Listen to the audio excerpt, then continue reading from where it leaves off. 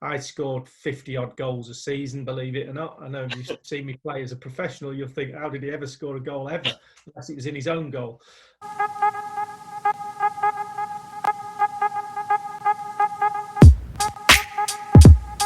What a career you've had. You've had 4 league titles, 3 FA Cups, a European Cup Winners' Cup as well with Arsenal, as well as caps at international level. When you were a kid, how did you ever imagine that you'd become the professional football player you were? Um, I always wanted to be a professional footballer. My dad was a pro back in the 50s. He was a sort of not quite good enough goalkeeper at Man City, and also he also had probably one of the world's best goalkeepers as number one, which is Bert Troutman back in the day, who Right. famously broke his neck in the cup final.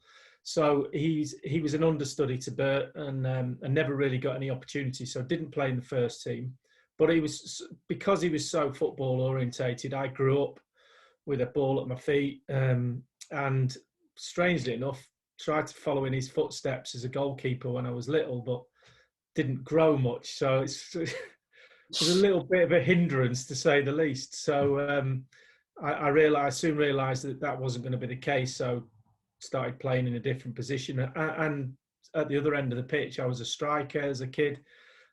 Played for a brilliant team in Macclesfield called Priory County, who, yeah, we basically won everything when I was playing, and we were a great side, got to every cup final, won the league every year. I scored 50 odd goals a season, believe it or not. I know if you see me play as a professional, you'll think, how did he ever score a goal ever? Unless it was in his own goal. So yeah, I was a striker, and then I slowly moved back. But as a kid, I always remember thinking, well, I'm going to be a professional footballer. And I think I wasn't very academic at school, and that was kind of like my get out clause.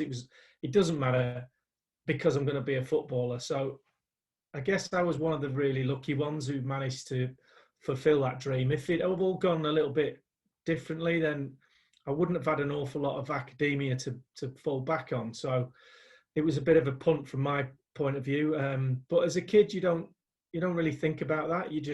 We've all got dreams, and I, most of the kids I went to school with all had the same dream. I want to be a footballer. And I was just at the right place at the right time. Very lucky with the connections that my dad had through his ex-professional career. He knew coaches, he knew scouts.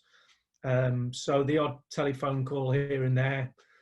Do you want to have a look at our league because he's doing well for his team and that type of thing? And had a couple of trials that I probably wouldn't have had if it hadn't been for my dad. So I consider myself very lucky in that respect. So, and it went on and on. And you're right, it was a career. When I look back now, and I retired 2002, and we're 2000, oh, blimey, 19 years ago.